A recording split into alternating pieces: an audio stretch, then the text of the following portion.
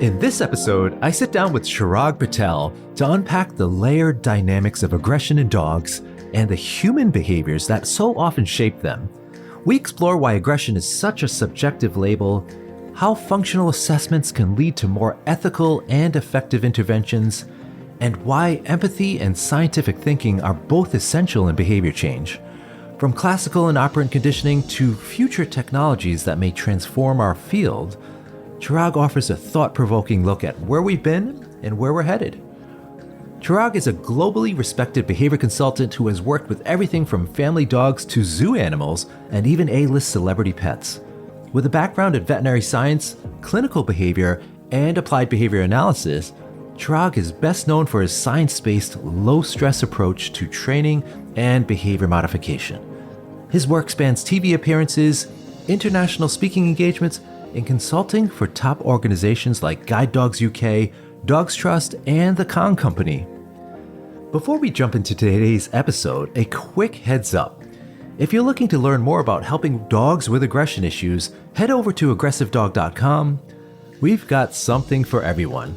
For pet pros, there's the Aggression in Dogs Master Course, the most comprehensive course available on aggression, packed with expert insights and CEUs.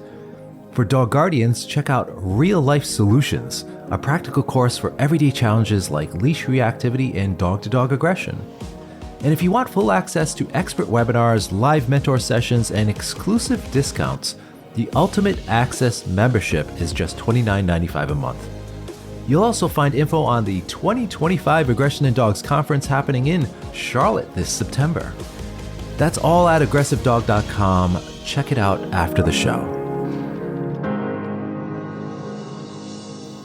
Hey everyone, welcome back to the Bitey Into the Dog. This week, I have a very dear friend and I would consider a mentor. Chirag Patel is with me and somebody that I've learned a lot from over the years. And we were just talking about his Brain to Bite DVD that I think I watched about 15 years ago, which was part of my growth and journey in aggression cases. And of course, we've all seen, or at least most of us have seen, his wonderful videos on YouTube. Domesticated Manners is his channel, the muzzle video that I think is probably about 20 years old now that has been shared countless times because it's so good and it's timeless. So without further ado, welcome to the show, Chirag. Hi, Mike. Thank you for having me and for the lovely introduction. I'm really excited to be here. I'm so excited for this because I know we're going to take some deep dives. This is not going to be a surface level conversation, I think. So let's kick it right off with talking about, I always ask my guests what their definition of aggression is, but let's go a step further because, going back to that Brain to Bite DVD, we could talk about some of the internal mechanisms. And given your background in ABA or applied behavior analysis, we often are looking at sort of that observable behavior approach to defining what aggression is. But what's your elevator pitch for this is what aggression is in dogs? Oh, that's a great question. So for me, I would say, first of all, it's behavior, depending on which perspective we're looking at it. Are we looking about the internal changes, the physiology, the biology? So from a behavior perspective, I'm looking at various behaviors the dog is engaging in. And I would say behaviors that potentially, subjectively, people might class as dangerous. So again, dangerous might be subjective. What do I class as dangerous or not? Could do harm. And so for me, I find it really tricky when we talk about aggression because I was like, wait, we're talking about a set of behaviors that people might say this is aggression or not. And so I suppose my definition is actually a little bit more fluid in terms of aggressive behavior are behaviors that take on the or fit under the category of aggression because of the person's definition that they're applying based on their learning history and whether they're using a definition in a textbook or in a paper and whether it's matching that. But for me, I see it as essentially if I give a seminar on aggressive behaviors, it's likely to sell out. But if I give a seminar on behavior change, people are like, oh, I know that behavior change. I just want to focus on the aggression side. Mm-hmm. But I actually see it as the same thing, really. It's just that the behaviors that we're looking at are the ones that people label as aggressive or reactive. So yeah, I don't know if that really answers your question, but for me, it's a bit open. And I suppose certain topographies, like a dog putting its mouth, but then you could say a puppy putting its mouth on hand and biting is not aggression.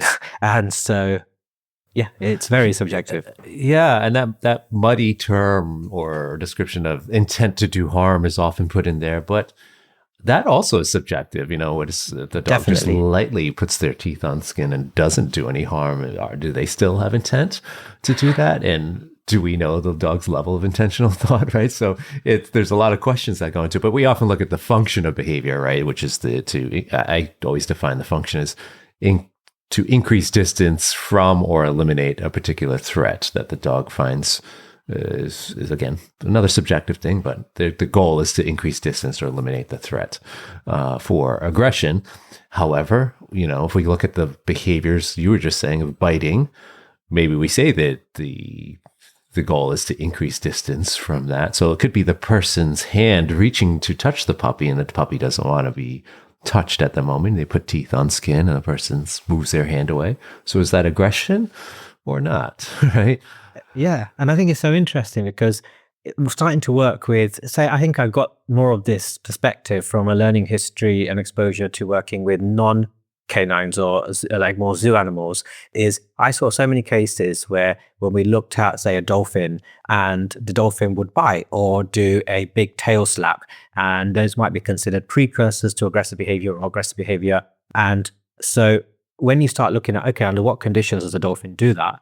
And what outcomes? So when we talk about the function, for me, from a behavior analytic perspective, a function is more, what are the maintaining consequences? So is it maintained through a positive and negative reinforcer? What are those stimulus changes that we're calling that function? So basically, if I look, I've seen so many times where an animal's been trained to do something and maybe the steps are slightly too big, or that the animals actually learn.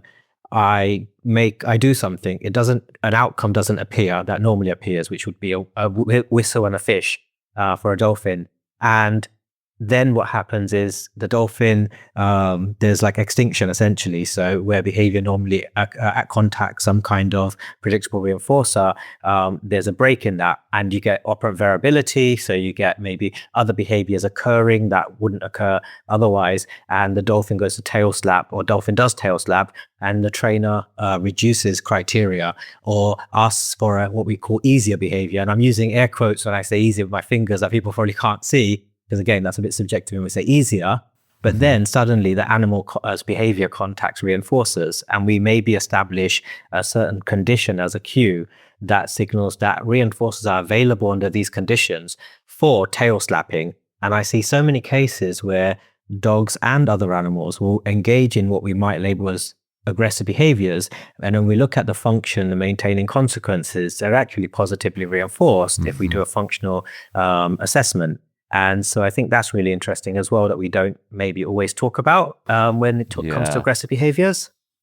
Yeah, and I would class those sometimes in the dogs. Let's just give an example, like a livestock guardian dog keeping coyotes away from the sheep, right?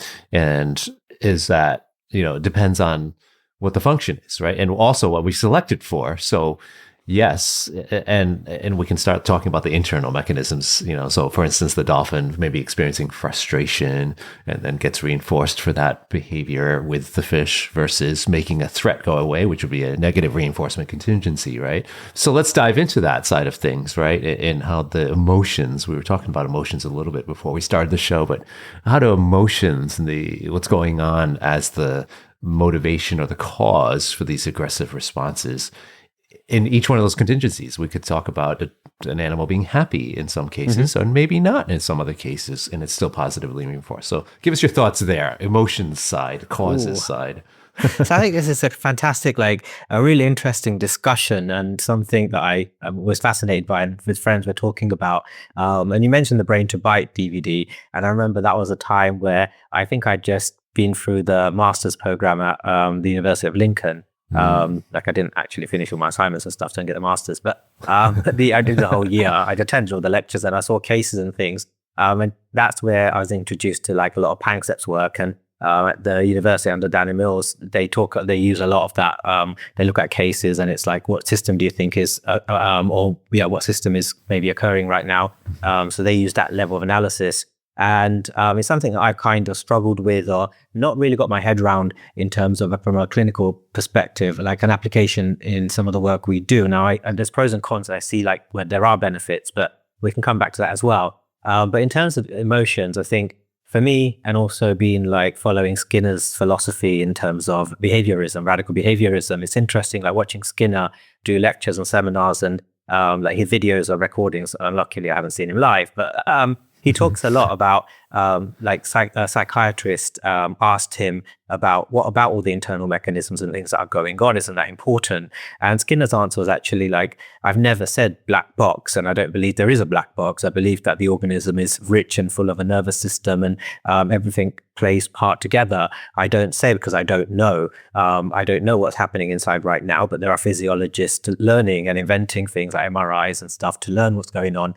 And so taking that kind of moving with that analogy, he also in another interview where he's talking about counseling talks about, he thinks about like the emotion as he says you go to a dentist if you have tooth pain. The dentist doesn't necessarily treat the pain, they treat the environment, the tooth, the decay, the exposure to the roots. And when they do that, then the pain disappears. Obviously, you can also use pain medication and things like that as part of the treatment program. And so that really gave me a light bulb moment in terms of thinking about emotions and the way I think of them in my work. And I'm not saying I'm right. This is just my learning history and the way I think of things. So when I see a case, for me, that contingency is super important in terms of contingency, meaning like the if-then relationship. And we talk about a 4-term contingency or 3-term contingency, meaning like you have your antecedent, your behavior, and your consequence, the relations between them, how they are linked, and also like we talk about motivating operations, which are like a stimulus change and an arrangement in the environment that influences the value of something as a consequence. And so say for a dog, if I haven't walked Miska for 3 days, my German Shepherd, then maybe certain things are more valuable as a consequence. And so I can manipulate what we call the MO and establish something or abolish something's value as a reinforcer by changing things in the environment. So if you have a headache, that might make music less valuable to contact music as a reinforcer.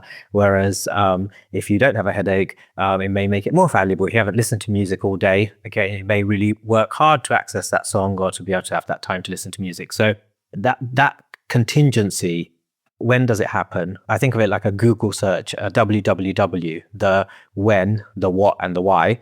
So the when is like what we call the antecedents. The what is the behavior. What does it look like? And the why is what are the maintaining consequences? And through contingencies, you establish what we call functional relations. And so when you have a contingency occurring and it's a strong contingency, like the relationship is quite strong, it happens predictably under like only when this happens under these conditions, this outcome is accessed, then potentially you have a strong functional relation where when I engage in this behavior, I bite someone, I show my teeth, the hand moves away, or I bite someone and the person asks me for paw and gives me a treat. So whatever that is. So by understanding that, I believe I get a lot of information about what's occurring. From an emotional or internal perspective, I personally don't really know what emotion the animal's feeling that I'm working with. And I'm going to say that because I could say like, oh, I think the animal's happy, or I think he's frustrated, I think he's sad. And I can sit there in the pub later and put any of those labels. A friend of mine could put different labels. But I really don't think it's actually that important in that moment, because for me, it's if I understand the functional relation and through a functional assessment, when I make a change to that contingency, I'm going to make a change to the emotional experience the learner is having.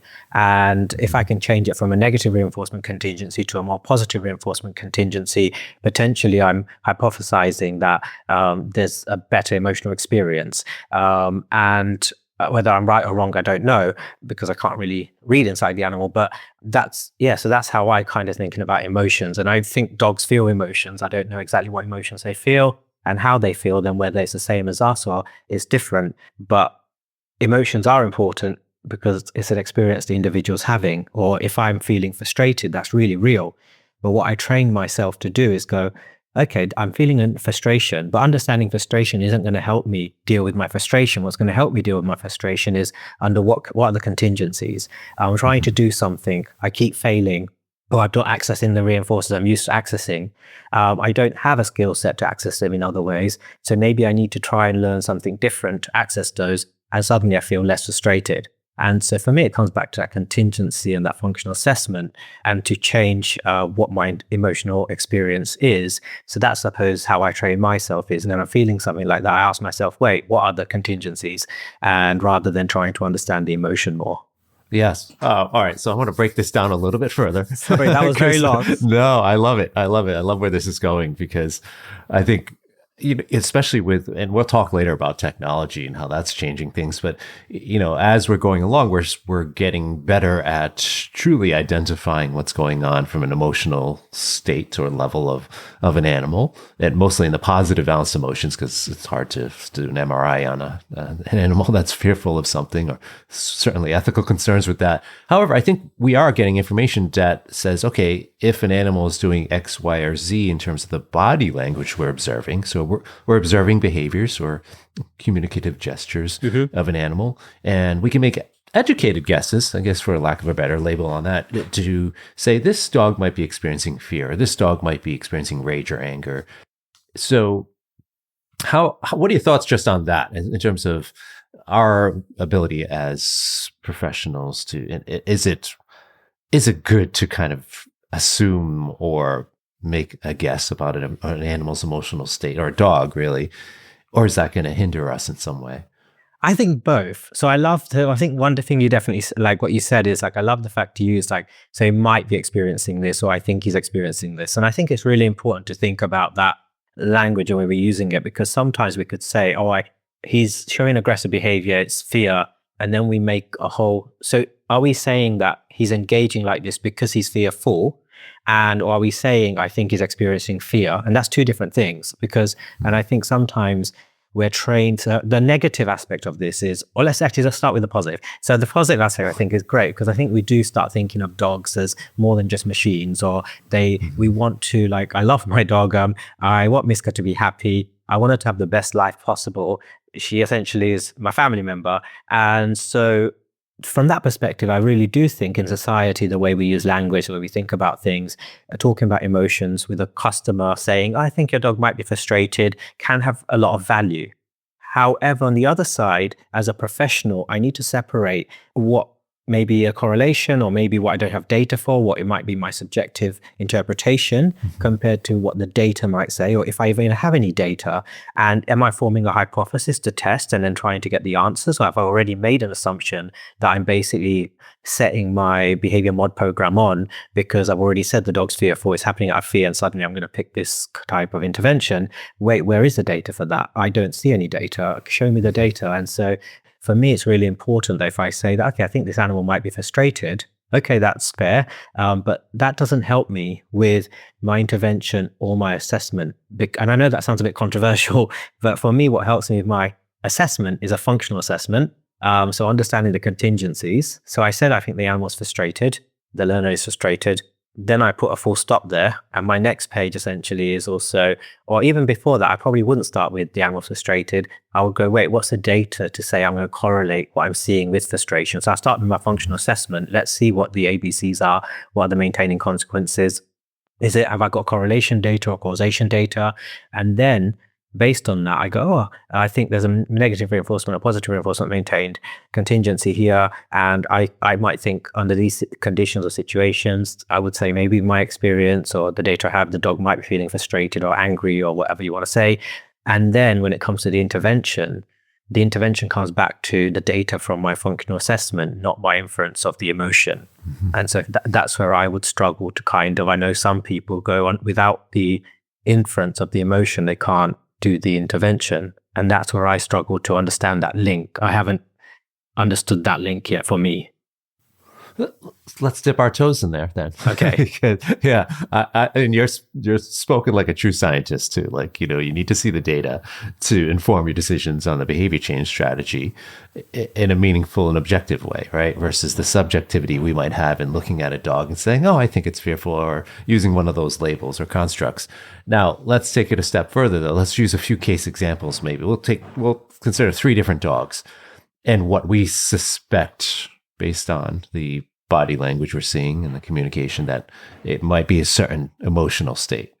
Could I add one thing? Because I think it'll be Yes. important for the next bit of our discussion is, Yes. so you mentioned the body language bit, and this is actually something that I'm going to talk about at your conference later in this year, which I'm looking forward to, is what is body language, and how, are we actually thinking about body language very incorrectly, and where's the science to support the data on body language? And if we go back into actually looking at the data and the science, going, oh, when the dog's lip licking, it must mean this, or when this human is smiling, they're happy.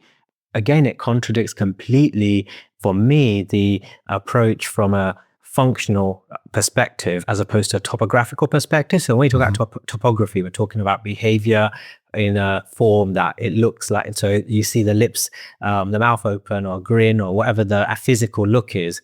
The function is, so science of behavior analysis isn't really that focused on what we call the topography. It's more about, okay, so a child is smiling, but that doesn't really tell me anything more than a child is smiling, because now a child could smile because humans are born to smile and it's in their genetics. Now, that could be a possible hypothesis.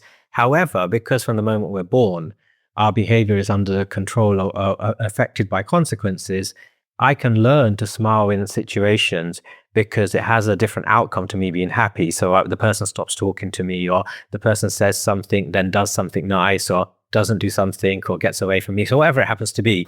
And so if I get stuck at the level of, not stuck, if I use body language as essentially a focus on a topography, the dog is yawning or lip licking, so that must mean they're stressed or frustrated, blah, blah. I may miss a whole bigger picture, which is, not bigger picture, I miss a different perspective, which is, okay, the dog is yawning or the tail is tucked, not because they're unhappy or sad or fearful, but when the tail tucks, people walk away, or people bring out food, or the trainer starts asking for quicker behaviors that are likely to contact reinforcers. And so can I see that predictability and that data? So for me, that's just a nugget I wanted to add in terms of body language, in case that changes anything in our future discussion. Yeah, no, that's a really good point, because you're evaluating what's happening with that particular behavior, so again, smiling or a grimace or a growl or ears going back, we classify under that umbrella of behaviors. And so if we step from that operant lens into more of a classical lens, I guess, for lack of a better description, is, and we use, again, we have a few different dogs that we would witness. So we have a dog that is growling near their food bowl and has let's just say he's practiced it a bunch of times, so it's somewhat habitual, but the function is making the hand go away. So if somebody goes to stick their hand near the food bowl, dog growls, the hand goes away. So that's the ABC, very straightforward. And then you have, let's say, a dog that is, has issues, is under socialized, hasn't met a lot of people, scary, deep voice individual comes into the front door, and the dog tail tucks and air snaps and runs away. So again, function is, or the ABC is, person enters, growl, consequences, the person moves away. And we're going to put that we're going to assume the first one's a rage or anger system going on. We'll assume the second one's a fear-based emotional response. And then let's go with the third one, where it's that livestock guardian dog scaring away somebody or scaring away an animal that's threatening the sheep. So we will put that into a positive balanced emotional category. Again, the ABC is pretty straightforward. Wolf approaches, livestock guardian barks, wolf goes away. So all three have similar functions, making something go away, right? But we look at what approaches are we going to use for resource guarding could be the standard person approaching, doing a counter conditioning, or even a differential reinforcement. We just select a behavior that's alternative to growling or snapping at a hand. And the second one, what if we're looking at, we just want to help this dog feel better about the strange man entering the home. And so we might go with a more classical desensitization and classical conditioning approach. And then the third one, we might go with a straight operant approach, because we're not necessarily looking to undo a negative balanced emotion. So does that make sense? So there's three different cases. I know that's a lot to kind of think about and digest, but and then we're assuming different emotions in each one of those. We're making educated guesses based on the the behavior we're seeing, and the body language, the topography, so to speak. So thoughts there, and do we run the risk of prolonging things if we're saying to that, oh, the livestock guarding dog, we're just going to do straight counter conditioning here. So you see a wolf, we're going to help you feel better about wolves and toss you treats and, keep the wolves at a distance or something if we had the luxury to do that. And so do we run the risk of prolonging things or maybe having some issue with how that behavior change strategy is going to affect the animal if we're missing a potentially strong emotional response in that animal or strong emotion? Okay, so I can't remember the exact details because I'm really, unless I write this down and go back and break it down. But I think so I might ask you for some more detail, like ask you to remind me about those. Yep. But from a general perspective, I'm going to start with, I think, so for me, because I see the emotion as almost, it's part of the contingency occurs. So you have your motivating operation, whether that is in that moment, where that value of how sleep and all the other things that have made something valuable, a consequence valuable. You have your cue that's signaling if something's available or not. So if I growl now, the person leaves my house or keeps coming in the house, or the wolf goes away, or in all of these. So for me, the three different scenarios, I'm going to bring this same level and the same analysis to, regardless of whether it's a livestock guarding dog or whatever emotion could be going on. And so something signaling that now a consequence is available if I engage in this behavior. So then basically for me, I wouldn't look at, and I don't even look at, if I go to a house, the breed in terms of the dogs, to explain the dog's behavior. Again, that's probably going to sound very controversial to many people. I've moved away from that a lot. So for me, whether it's an elephant, a dolphin, a tiger, so yes, there are going to be, from an ethological perspective and the genetics, these animals are going to be more likely to engage maybe in certain topographies of behavior. And if we call them natural, but they're not, I would argue that I think it's an inaccurate kind of description, because operant conditioning is natural. So if they're engaging in these behaviors because it's a livestock guarding dog, how do I know it's engaging in this behavior as a livestock guarding dog? Whereas a boxer or something else could engage in this behavior for the same function, for the same outcome, the same contingents are occurring. And so I try to take that assumption off the table and go with, again, what's the data in front of me as a scientist or a scientist practitioner? What are the antecedents? What are the behaviors and what are the consequences? And I don't know if it's because it's a boxer or a Jack Russell. And I could go back and say, it's a Jack Russell. Of course, they're going to be nippy and barky and chase things. But I don't know that. All I know is what data I have in front of me, which is currently through this functional assessment or analysis. And again, both those are a little bit different as well. I have a correlation or causation, like data that shows me causation.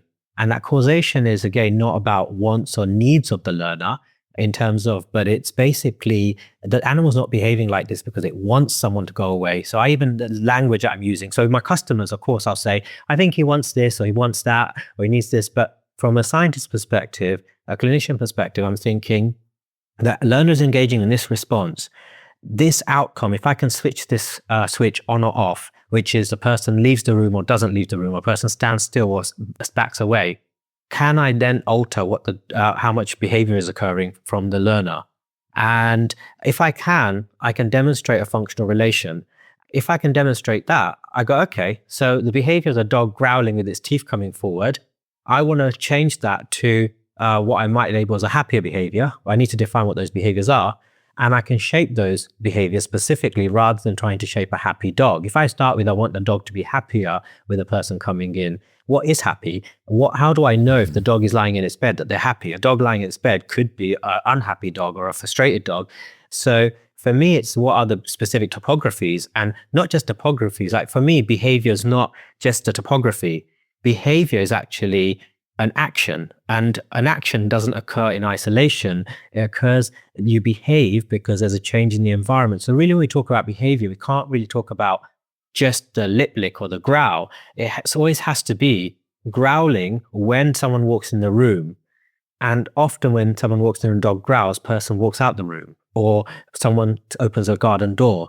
And so we really should maybe change, if we're thinking from a behavior analytic perspective, from talking about behavior as just what we see or the animal doing, to it. You can't really talk about it unless you talk about when and the why. And for me, that changes the whole perspective of the emotions are always there. And the contingency that's occurring is maybe like the emotion is part of that. And different people, based on their learning histories, might label that as frustration, sad, or happy, or whatever the label's going to be there, the emotion's going to be. But that's not going to change my intervention. My intervention change is going to come from the livestock guarding dog is growling, and this occurs. If I want more or less growling, or I want the livestock guarding dog to go and ring a bell, because when they ring a bell, the wolf runs away, I'm going to do that by going, what is the maintaining outcome? If the maintaining outcome is person walks away, the wolf goes away, can I allow the animal to access, the learner to access the outcome without taking it away, but by maybe engaging in a different behavior, topography, that might be safer or more suitable for the home we're working in? So that's my thinking currently based on what you said. I like it. If that is useful at all. It does. It makes perfect sense. And certainly from that ABA perspective.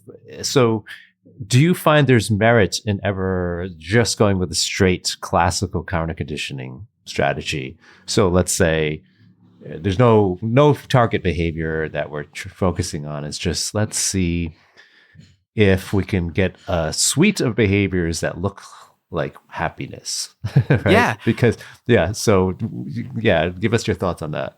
So again, I would say no. Well, okay, I'm going to explain this. It's not just no. So I actually even, again, don't think about using classical conditioning as a priority. Like, it's not classical or operant, because a lot of the data now shows that we can't just have one or the other. You can't just have a dog who's operant and not respondent, or you can't turn off the operant. Like, people go, oh, he's operant or he's not. And when I say people, I used to say this. My learning history's changed, so I'm changing what I say. But I can't say the dog is operant or not, in terms of, like, it's always operant until it dies. The dog is always, there's behavior's going to be under influence of respondents until you die. And so for me, you can't really isolate either. Both are always happening.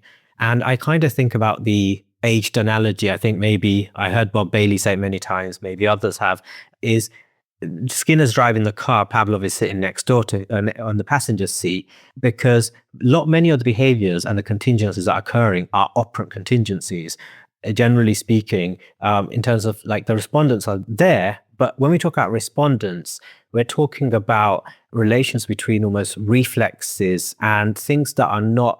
So there's, like, you sneeze and there's an antecedent that elicits that sneeze behavior, and it's not necessarily that the sneeze is under control or consequence, but in some of these behaviors that we see, you can go, wait, that could be more under the control of a certain antecedent stimulus without a consequence being there. But actually, if a consequence starts becoming involved, then that becomes, like Susan talks about, as a poperant. I think, like, it's partly operant, partly respondent.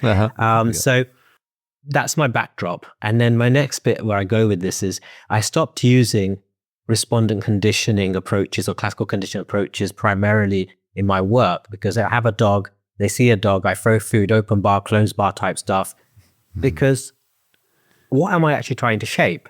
And a lot of times we go, I want the dog to be happier, but what does happier mean? And are we just hoping for happiness? Or as a scientist, as someone who can predict and, like, manage contingencies, I don't have to hope that I can get a happier dog. If for happy looks like to me, the dog can lick the floor, sniff, pee on the floor, eat treats off the floor, engage in a hand target when another dog is present, and I label those as happy, I can shape those behaviors. I can arrange contingencies and have a happy dog quickly, compared to just throwing food, which I might be reinforcing. I lunge and I get food. I lunge and I get food. And so I think for me, I sometimes do say to my customer, what I want you to do right now is just throw food when you see a dog.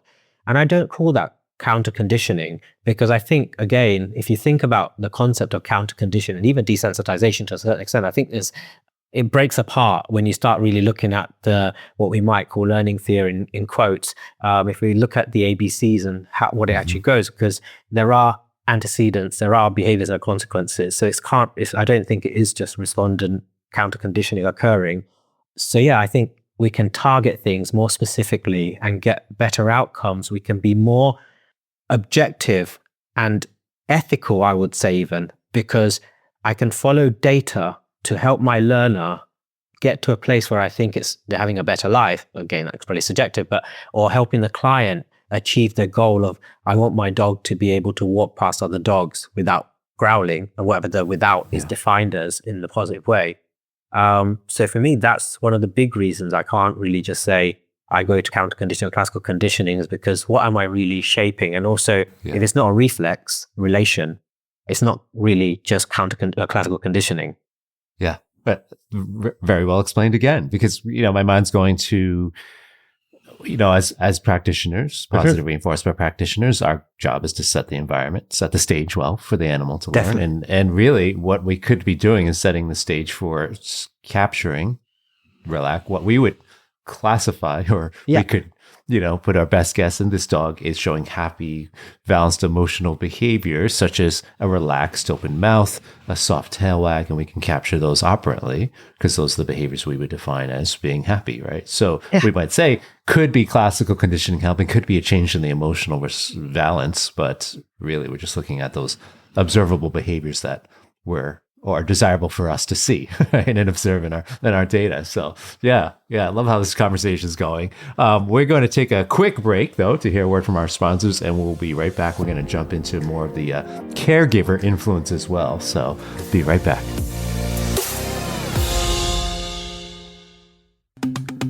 Hi friends, it's me again, and I hope you are enjoying this episode.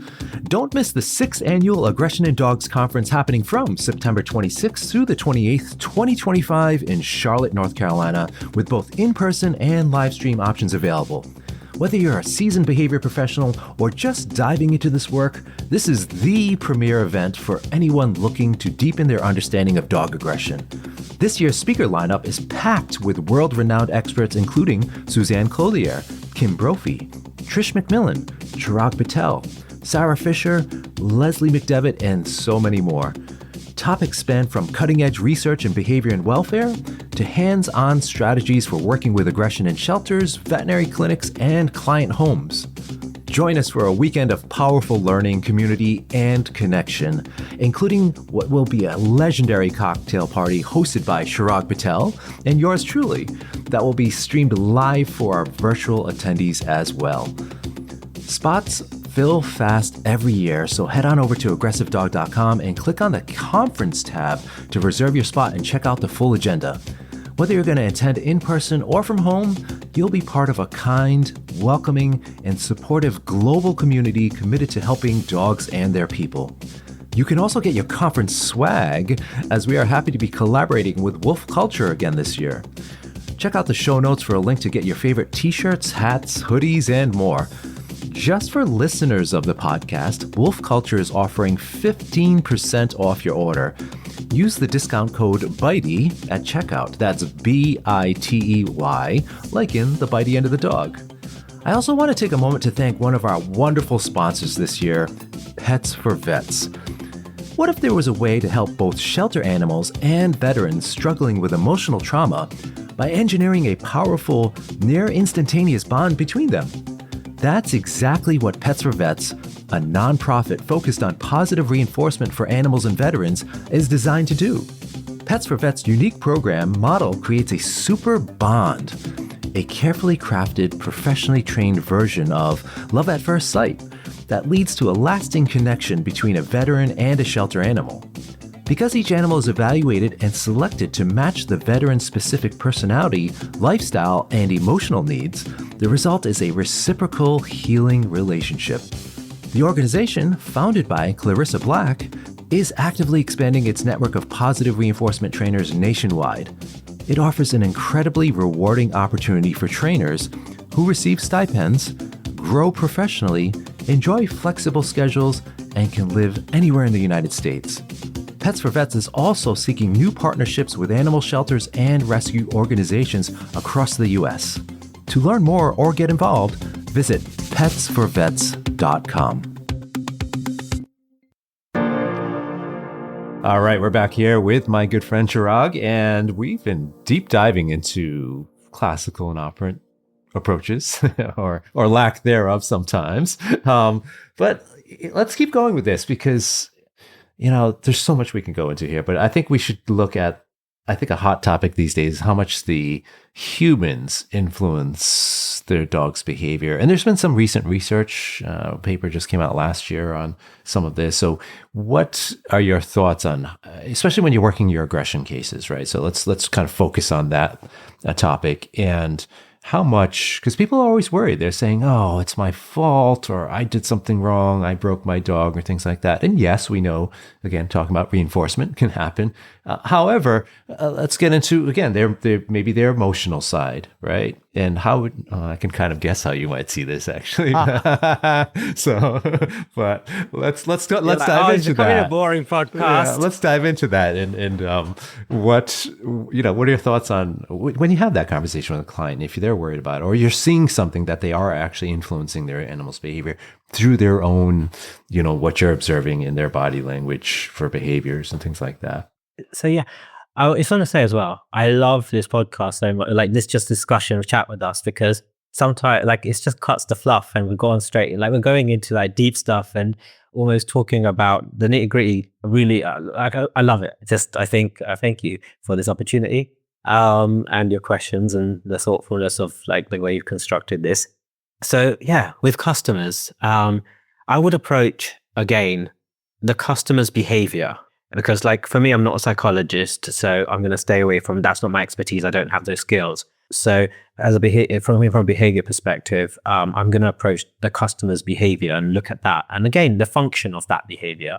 So when a person is crying, or if I have a customer who's crying, I'm not going, oh, you're crying, you must be upset. I need to be I want to be empathetic, but that's not the right word. I'm not going to go, because you cry, I need to slow down. I need to say, oh my God, I'm so sorry. Let's not talk about this. Let's use a different word. What I need to do is go, okay, so what's the contingency here? What functional relations could be occurring? So I'm essentially doing a functional assessment on the human's behavior. Mm-hmm. So as the customer's crying, sometimes I'm just even based on if I've got previous data, if I'm not, it's just new behavior. I'm just observing. I'm going, okay, they're crying. They told me about this with their dog, and I'm going to engage in a response in a moment. And I might stop talking or give them a break, or I just say, that's okay. When you're ready, you can let me know. And if you don't know an answer, or you just want to take a break, that's completely okay as well. So I'm going to try and arrange the environment, generally speaking, that I want the human to feel great through arranging that contingency, but also, rather than focusing on the crying, I'm focused on that relationship between the crying behavior, the consequence, and the under conditions that crying is happening under. So that's one thing I'm going to think about. The other aspect is, I think it's life, that when we say, does a human's behavior impact on the dog's behavior?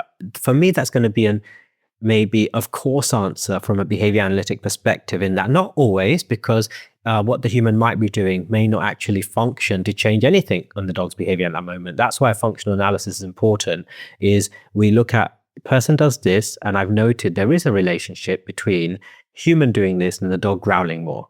Now, we can subjectively call that the fault of the human or not. And a part of that is going to be about, like Skinner talked about, selection at 3 levels. He talked about selection at the sort of evolutionary level, Darwinian selection. He talked about selection of by consequences. So natural selection is great, but it doesn't explain what happens within the lifetime of the organism. And so he believed, or he demonstrated, I would say, for much work and people after him, that selection for consequences is a level of selection that it can explain the change in behavior through a lifetime of an organism. The third one where he talks about is the idea that as individuals, we also live in societies and we have a culture. And a culture in Japan might be different to a culture in the UK, to America. And is it innate? Is it learned? That's a different discussion again, I think, or maybe not. But I think why I'm saying this is, there's a TED Talk as well that on language. I love it. It's by Laura someone. If you type in TED Talk language, Laura, it will come up. She's wearing like this really very nice clothing, like red or pinky color. And she gives this amazing 20-minute talk on language. And one of the things she says in there is this idea that if someone hits a vase, like a flower vase, and it drops on the floor, in some Western culture, or in some English speaking languages, I should say, we go, he broke the vase or she broke the vase, because our training from a young age is to kind of go, he broke it or she broke it. And there's a reinforcing system there that from a young age is like, who did this? If you are a Spanish speaker, people wouldn't say, that he broke the vase, they would say the vase broke. Saying the vase broke compared to he broke the vase is, again, two different ways of saying this. And the topography could mean two very different things to learners with different learning histories and different cultures. So again, with the customers, I'm always thinking about, okay, so I don't know the exact learning history, but if I say, when you do this, your dog is growling more, they might start going to the idea that he said, this is my fault. And that could be the internal thinking behavior, the private behaviors occurring. And that might not be an environment that's going to help me help them and their animal. So I'm always careful when I'm talking to customers that, can I construct language in a way that could be the antecedent arrangement, or my behavior as an antecedent arrangement for their behavior is less likely to create contingencies that are not useful for this moment. And if I do say something and they start crying or they're upset or they start going, oh my God, it's my fault, then that just is data for me to say, okay, I need to use different constructions of the environment to promote different verbal behavior and responses, non-verbal responses from my human learners. And so if I have customers like, oh, my dog, so my dog is doing it because I'm doing this wrong, I'll often say things like, well, that's one way to look at it, but that's life. Like, I do things, I learn. If I don't know something, I do the best I can. And I assume you're doing the best you can to help your dog. You've done all this research, you've gone on YouTube, you've watched all these people, and that shows me that you really want to help your dog. And you've come across advice that may be not helping your dog. But I don't even go into this idea that we have good trainers or bad trainers, or we have positive is good or negative is good or whatever, because I just don't think that's a worthy discussion of having. Personally, I think it's better to just go, what we're learning today is, in our session, we saw that doing it this way compared to the other way of doing it, we're seeing different results. So what that data would suggest to me is, let's try a week of doing it this way. And if you see the benefits continuing to occur, then we have our answers. So it's non-judgmental. It's kind of saying, and also it could be that last week your dog wasn't ready for this way of doing it because the conditions are different. But now your dog isn't in pain, or there's something else happening, or this has happened, more sleep, or you're not in a new house, or there's no building work going on. The contingents are different. What's valuable as a reinforcer is different. The MOs are different. I don't use the technical language, my customers generally speaking. So that's the way I would approach my customer. I don't know if that answers the question. I hope it does. I think it does. Yeah, definitely. Because again, it just reiterates that, well, when you think about it, the client is part of the animal's environment, their learning experiences, right? So now, in terms of, you mentioned empathy earlier, and that's really, of course, an important part of the work we do. We have to, especially in aggression cases, it's probably the number one tool that a good consultant can possess in helping a client and building that relationship with the client as well. But do you use so you would never say, to a client, you look anxious or you look angry, so if we can frame it as, or I would actually ask, do you do this? Is like, do you feel anxious, or is this making you anxious, or how are you feeling? So you can get some of that information from them. Do you do that? Because I find that can also help them empathize with their dog, especially if I find a disconnect. So if they start to say, I'm processing my feelings, well, my dog probably has feelings too.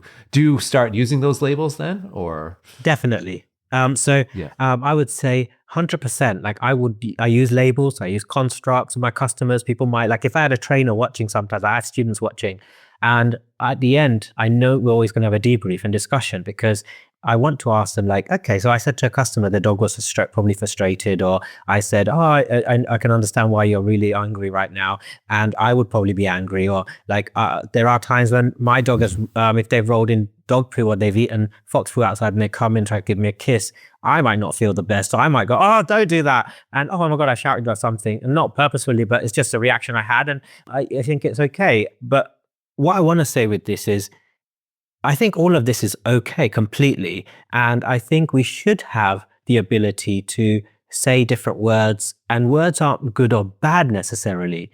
What I think we need to do, I love Kay Lawrence's discussion of, like she says, about train thoughtfully. And for me, that's really important, is that use your words thoughtfully. Now, don't use your words from a construct perspective, or from, this is my advice, like I'm not saying right, but from a behavioristic perspective.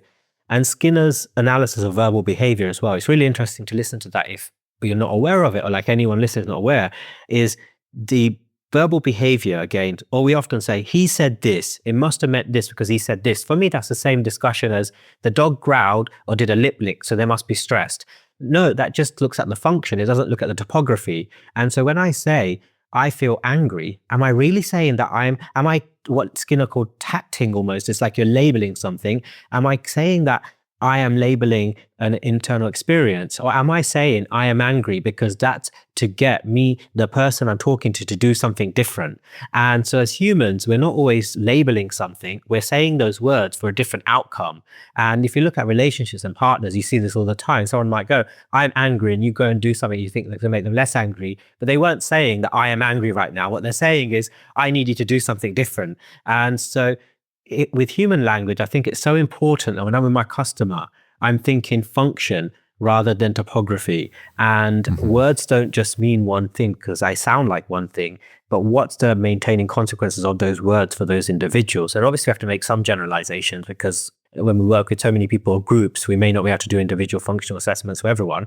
But why I'm saying that is, it's completely okay to say to a customer, in my perspective, oh, you must be feeling angry. But I'm not saying that just from empathy, as in, I just want to be nice. Like, I love to be kind. Like, for me, I want to be as kind as possible. But I think kind has to be objective in a certain way. Like, I don't think it can just be a fluffy feeling that we just try to be nice, because by being kind, you might be actually not being helpful. If I'm being kind to my dog and just quickly picking them up or walking across the road, maybe I'm shaping more fearful, anxious behaviors that we might label as in air quotes, and actually not helping them feel better because the contingents are shaping more what we might call panic behaviors. And so I really think we can be more better. Like, I want to be, I don't know how you could label it, like scientifically empathetic or objectively empathetic. I don't really like. Thoughtfully? Yeah, thoughtfully. So that's where I would be going with this answer is, I think, yes, definitely, but I will want, let's be thoughtful and analytic about it. Analytically empathetic. I like it. Some people might go, oh my God, it's so cold. Can you not just be a human? Like, I have friends who say, like, can you just not analyze that and just be a human? But what does that actually mean? Am I just closing my eyes to the world at large that is real for me? For me, the only way I can be more kind is by actually understanding function. I'm not living my life all the time just trying to ABCs, but if I really want to understand something and be helpful to someone, I believe the best way I can be helpful is by being analytic and being a scientific practitioner, not by just being nice or kind and saying what I think could be the right thing, but actually saying something that I'm doing it for a particular reason and understanding those reasons. I like where this is going because I want to take a segue into the next topic here, which is sort of the ethical considerations in our behavior change strategies. So, because we're again looking at observable behaviors in the work we do, and we get into the discussions of tools and approaches and the quadrants and which ones are, so we have all this debate that's happening. And then when we add in the layer of aggression, or aggression cases, I should say, and the potential for risks and danger and management strategies that might be more intrusive or taking away some of the agency for the learners, so we have a lot of dynamics when we're looking at behavior change strategies. And again, this is a big topic that it's talked about quite often, and we see it in social media, of course. It's the big topic. So for me, we could talk about tools, but that's not really the thing I focus on when, again, people like, do you use e-collars? Do you use this or that? And of course, no. And that, though, I think that's the wrong focus, because you and I was just out in Switzerland in same place you've done workshops, and also in Denmark, same thing, where most aversive tools are not allowed. Actually, they're banned.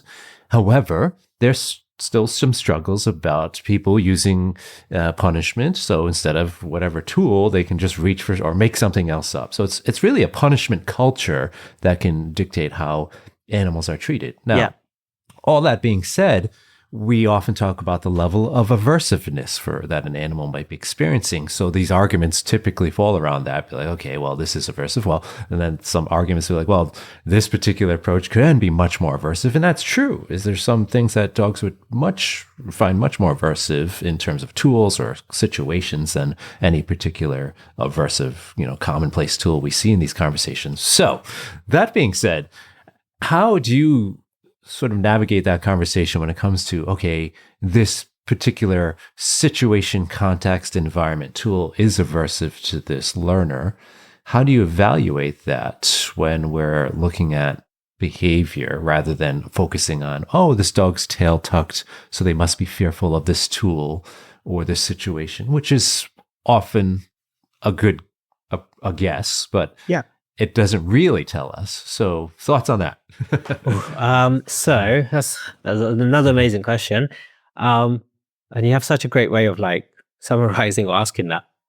I take many more words to say the same thing as you. You're very fluent in like beautifully saying it. So, okay, yes, I think it's such an important discussion and topic, and I think I love you. I love you for many reasons. I love your work for many reasons. I think one of the you do engage in conversations with many different people, even if they have different perspectives or different learning histories, and I think that's super important. My Ian Dunbar was a huge mentor for me early on, and he very much taught me about be open, talk to everyone, see what you can learn. It doesn't mean you're going to be using an e-collar. And for me, I love talking to different people, different trainers. I don't see them as bad people. Their behaviors they engage in, there's conditions under which they engage in those. And most people I work with who use aversives, they love their animals. Like I can't remember the last time I met someone who hated their dog or hated the police dog they work with, even if they're using an e-collar or they're hanging them in the air. And like to sit down with them and to see them in tears if their dog is being struck by someone or something happens on a patrol dog or something like that. You see these like big men crying. They love these animals, the dogs they work with. So I think just the idea that if someone does something, again, what's the function rather than topography? Because someone raises their voice doesn't mean they hate their child. So I think if there are the tool, like again, people might hate me after this, but that's okay. The tool isn't the bad thing, generally speaking. Now, of course, there are certain tools that probably don't have much benefit, but I think, again, you can ban as many tools as you want.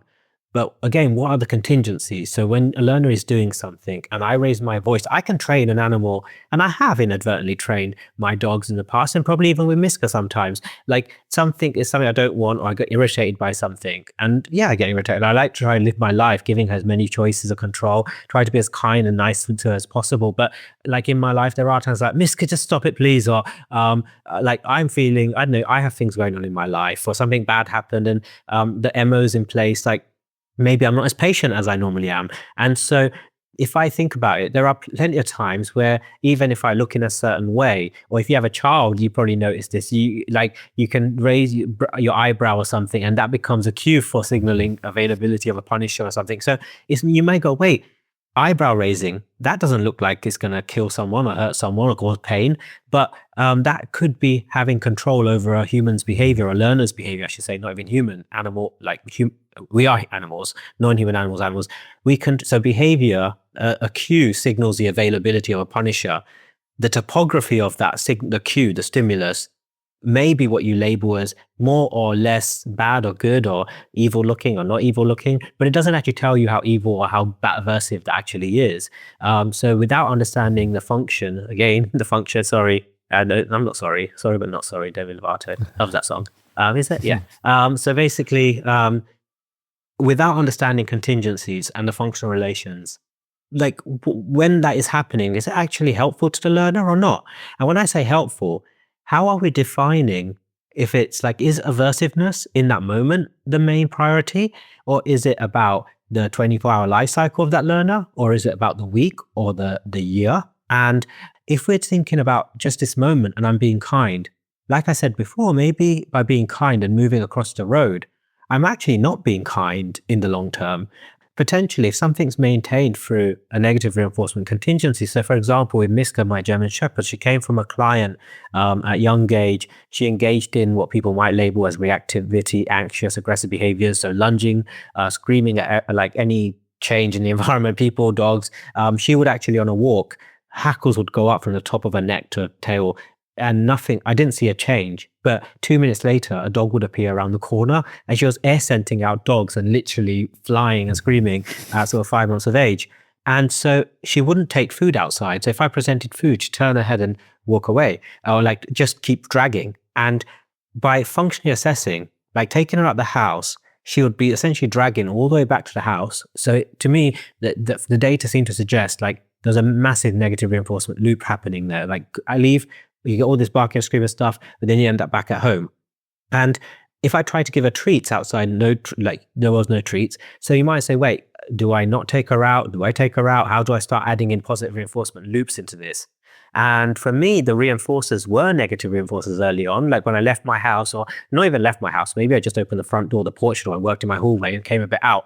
But actually, and I wasn't going, I'm going to throw you in a situation of trying to leave. But she would be leaving, going forward for a second, seeing something, and she could run back if she wanted to. But then she lunged forward and she screamed at something.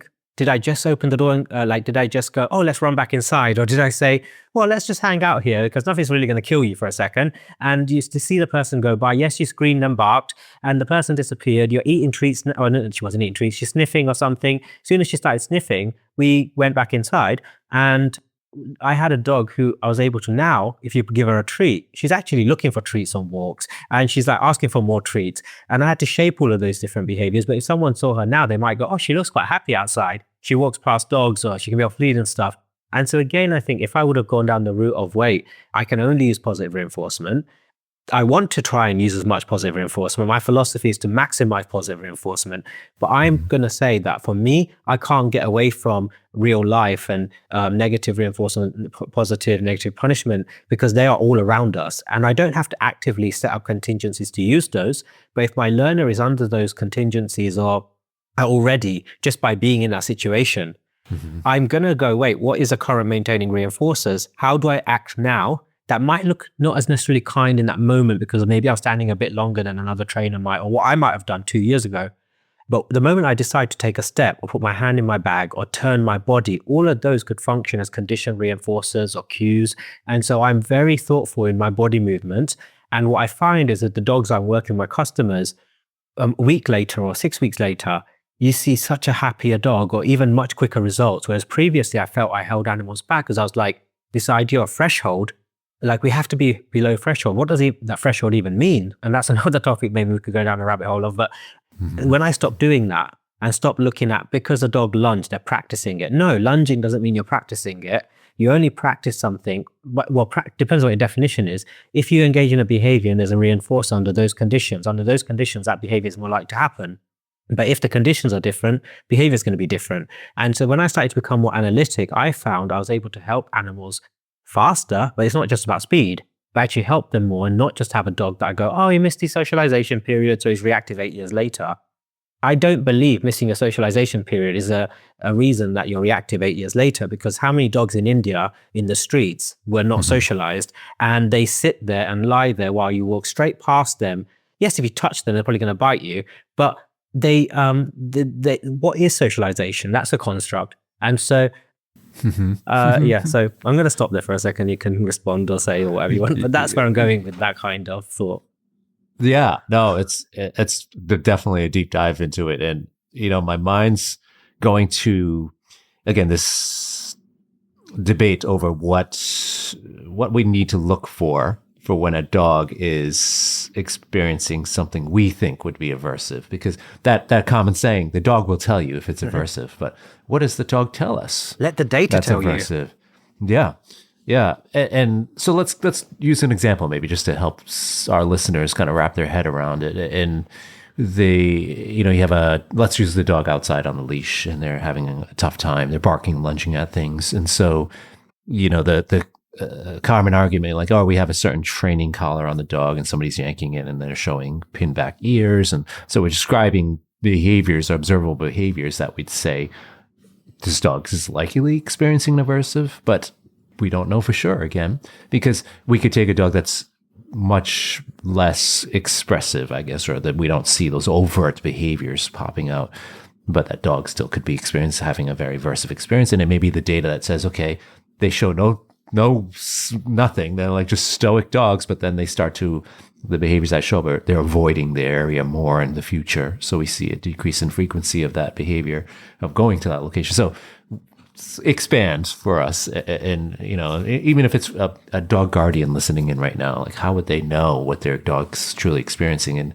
And we also want to prevent people from not going anywhere or doing anything else with their dogs because they're worried. Yeah, no, I agree. So I think the first thing is ask the question about, okay, so we see something, we label it, we have our initial, when we say see, again, you only see what you've been trained to see. So I could be with a friend and they say, oh, did you see that hotel? They had this picture and this. I was like, what hotel were you in? But because they've got a learning history of seeing colors, or the colors mean something to them, when they walk into a hotel, they see all of these things that I wouldn't see because I don't look for those things. So when we say I see, and not everyone sees the same. We see based on our learning. Yes, we all have biology that have nerves and optic bits and bobs, whatever happens with the eyes. But basically, that biology doesn't mean we all see the same. Maybe the underlying principles or mechanisms are similar, but the learning histories. So this is why biology isn't just like separate to operant, and operant is separate to like biology. It's all connected, and so you have a learning history of observing. And so I stop and I go, okay, so I see something happening here. My dog is growling and they see a dog outside. Or I'm going to go with a slightly different example because I think it might be, if it's different to what you're actually asking, let me know. But I've got this video of this Doberman that I was training in Canada, like with the trainer, and she was amazing. And she said, he does these behaviors outside, barking and screaming at things. Can we have a look at that? I was like, sure. So she got a treat bag. She had a clicker. She put the harness out. She goes, he sometimes gets a bit anxious to harness. I think it could be connected to him going outside or whatever. I can't remember exactly what she said. Like that might be, let's just take that as a scenario. And I was like, okay, cool. But again, what I'm looking for is, okay, let's take a step back and look at the contingencies and what's actually happening. And one of the things you observe in this video is the harness comes out, the dog gets a treat. She does a beautiful job of doing things slowly, giving a treat every time she does a step. But if we're just focusing on, I need to do a classical thing, or I just need to be kind and harness treat, what I observe, and you see clearly in the video, is there's times where the dog actually, as she goes to clip a clip on, the dog takes a step away from her and leans away. And then if you watch what happens next, often a hand goes in the treat bag, or the dog then comes forward again. She gives a treat, and then she goes to clip the lead on or harness on. The dog backs away and leans away, and then she puts her hand in the treat bag. And what we changed in minutes was, if your dog leans away, you're just going to have your hand by your side and stand still. When your dog comes forward and takes a step forward, and you move the collar or harness towards the dog and the dog stays standing forward, whatever approximation that is, it could be 1 centimeter, 1 millimeter, we're going to give a treat. Over a few minutes, what we quickly see is you've got this dog standing there, you're able to put the harness on, there's no leaning away, and you see a difference in the dog's behavior. And so I think that's what's super important here for me, is when we're looking at, is it aversive or not, is sometimes without that analytic aspect to it, we don't know. And so I see a dog, I do something, I go, he hates this, he doesn't hate this is cruel, it's not cruel. Take a step back, maybe consult with, again, different experts. We're not all the experts in the same thing. We've got different learning histories. We see things from different lenses. So if you want to stay away or minimize the use of pain or things that could be causing discomfort as part of the learning process, then you find a trainer who focuses more on that philosophy and approach. Or if you don't care, then you use a different philosophy. But let's say you make that choice as a human, as a caregiver, and you might think that choice is not really a choice, because a person might not have access to, oh, I didn't know that you could use food and achieve the same outcomes. I thought because it's severe behavior, you have to have a severe strategy. And I would say that's not true. Like you can, and again, food can be bad. If I have many cases, or myself, use food and taught dogs to do things you don't want. So food isn't good. Positive reinforcement isn't good. You can use positive reinforcement to shape behaviors you don't want. But what we're looking for is really a trainer who can be analytical and use things that maybe aren't going to be causing discomfort and pain to our learners, to maybe minimize our learners experiencing those aversive or maybe things that aren't nice feelings and emotions. I can't do them directly, but through the contingencies that I set up. And then go down the route of, okay, let me analyze what is the maintaining outcome for these behaviors. Is the behavior getting more or less? And under what conditions? And again, I think sometimes when we look at this, we just think about behavior and consequences. We don't think about the A. So you can't do a Google search with www. It always has to be www. And the reason I say that is, if we start thinking www, the Q, or what we call the antecedent, which is a signal availability of a certain BC relationship, behavior consequence relationship, you can't just say my dog is reactive or not reactive, my dog is aggressive or not aggressive, because they're not 24 hours a day showing those aggressive behaviors, all those behaviors are occurring under a context of those signals of availability. And so we start to go, oh, okay, the dog engages under these situations, under these conditions. And by understanding all three, maybe a certain tool or music could be aversive under a certain condition. If I'm trying to focus, get something done, there's certain music appears, it could start becoming irritating because I love that music, but now I really want to get this email done. And now it's irritating me. But once I don't have the MO in place that sending this email is important, suddenly that music is the best thing in the world. And so we have to stop and move away from this idea that it's the, not even use the word shock collar, but let's say even the food, that because I used food, I did a good thing. Because I used food, I did positive reinforcement. We did not do positive reinforcement because we added a treat. That is not the definition of positive reinforcement. So I think we have to clarify some of these terms as well, of what we call learning theory, because I think we misunderstand, or our learning histories maybe aren't as clear in terms of what they really are. We often talk about, I use food, so I'm doing positive reinforcement. I used a clicker, so I'm doing positive reinforcement. But a clicker doesn't mean positive reinforcement. Food doesn't mean positive reinforcement. What's the function? What contingencies? That gives us more information. Right. And an aversive doesn't always mean positive punishment or negative reinforcement. No. Right? We need to see the data. Yep, exactly. Yeah, that's such a great way to wrap up that topic, because I think it's so much goes into, we have to observe the data. That's what a good analytic consultant or trainer is going to do. So in that regard, let's talk about, just to wrap up the show, what do we see in the future direction? What are our future wishes for the direction of the dog training and behavior industry, especially in aggression? Maybe some new gadgets out there, or certain procedures or different sciences that you're seeing. What's exciting you these days in terms of where you see the next steps in our industry? So a couple of things. One is going back to our foundations and really going back to the science of behavior change, behavior analysis, and going, what is this science? What is actually learning theory? It's more than what we often think of as in dog training. And I think it may actually not even be new. It's what's already there. Like when I watch Skinner's videos, or I go and read like ABA papers or actual like lectures, I go, oh my God, it's mind blowing. It's so new, but it's not really new. It's just I haven't had exposure to this. And I think the more we actually start really going, wait, there's more here, I think suddenly we're going to be able to help more animals and people. Well, people are animals, like I said before, but we're going to help more learners. And so I think for me, going in the future, I would love to see more science coming to the table, not science as in, this is published in this book, he's a scientist, so it's science. That's not really, because you could have science as something and actually make an inference, and that's not really science-based methodology. But like science in terms of a scientist practitioner, and the principles of the most basic level of science is observation, correlation, causation, data, experimentation. So I really would love to see more of that perspective come to dog training, and actually become the predominant way of how dog behavior and training and behavior changes happens. And I know people would say, we already do that, but like what level? And I think some of the discussions we had today really highlight that. And I think that's so that's one of the things. And you mentioned earlier on the something you said earlier was about AI.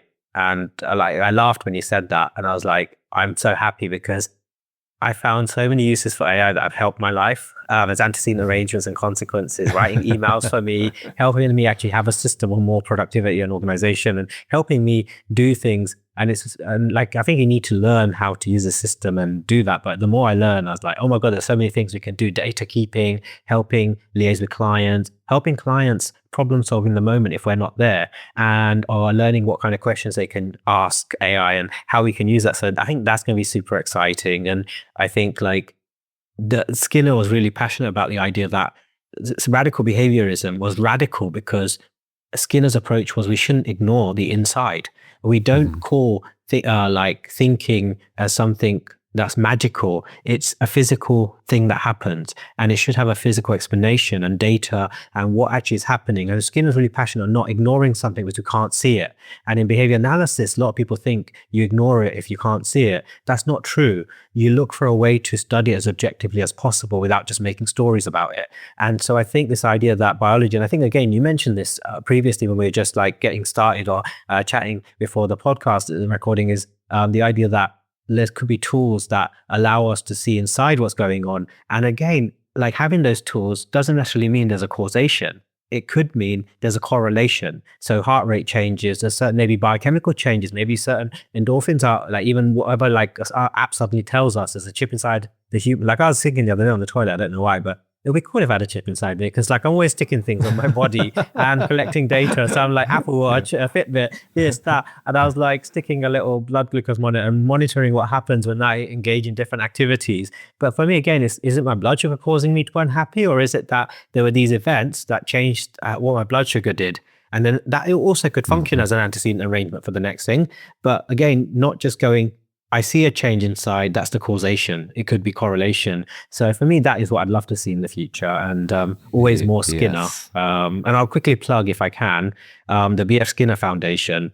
They've got this amazing Spotify recording that's come out recently, a series of recordings on verbal behavior. And because it can be quite intense to think about Skinner's approach to verbal behavior, it's different how we normally think about it. So I think if you're interested, go check out on Spotify anywhere, Skinner Foundation verbal behavior, and listen to the recordings. It's mind-blowing. It's amazing. And Skinner Foundation has lots of free information out there delving into radical behaviorism, behavior analysis. Amazing. And I'll be sure to add those to the show notes as well. Thank you. Yeah, the technology, I think, is just going to be amazing. You know, we were talking about the devices, both of us, you can't see us, people listening in can't see us right now, but we've got the Whoop device, which is measures all of your sleep and your heart rate and your heart rate variability and your stress levels. And it tells you how much you should do the next day, you know, in terms of your workouts, and you should take it easier, do more. So imagine if we had the same for dogs, you know, where it's going to, because the app or the device is really going to help us with the science and the data of it. And they're also will have nice big data sample size from all the dogs, you know, so Whoop tracks all the humans data.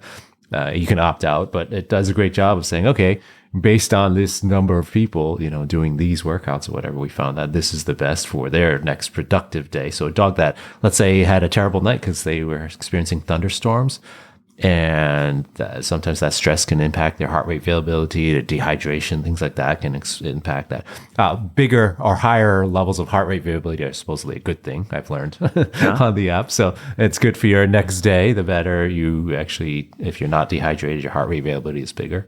And it looks at your resting heart rate. But imagine that for dogs. You know, imagine the person that can say, what does my app tell me I should do with my dog today? Or did they have a hard time? Because we don't always notice that. We can barely pay attention to ourselves, let alone our animals, right? When we're looking at that kind of their daily structure and routine. So yeah, I'm excited for the future for sure.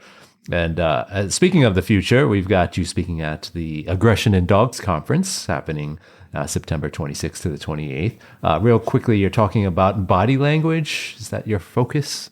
Yeah, body language. I kind of think about, is it time to throw out? I think I said, is it time to throw out the baby and the bathwater? And so we kind of hit upon some of the points of discussion, like in this recording today. But yeah, really going into this idea: what is body language, and how useful is it, and is it useful? Is it not? Or when is it useful? And should we not talk about body language? Should we talk about it? And so what does some of the data say as well? And so I'm going to be discussing that topic in a lot more detail with some videos. And I've got some really cool practical videos actually of cases, and we'll take the lens and see how we can apply to practice. Hopefully people can actually leave with something straight away they can apply to the day-to-day work after the session as well. Amazing. Amazing. Looking forward to that. And where else can people find you? What are you up to for the rest of the year?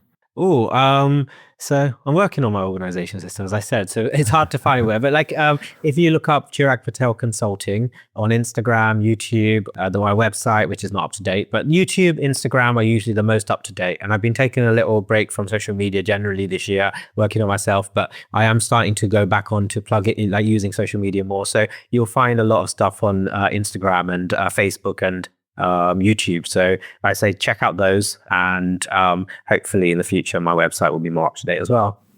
Amazing. And I'll be sure to include those in the show notes as well. Chirag, thank you so much for coming on today. This has been an amazing conversation, and I'm looking forward to seeing you at the conference. I can't wait. Thank you so much. It was such a privilege to talk with Chirag Patel and hear his thoughtful insights on the science and heart behind understanding aggression in dogs. His ability to bridge the worlds of behavior analysis, compassion, and practical application is something we can all learn from as we work to improve the lives of dogs and their people. If you're ready to go deeper into understanding and helping dogs with aggression, visit aggressivedog.com.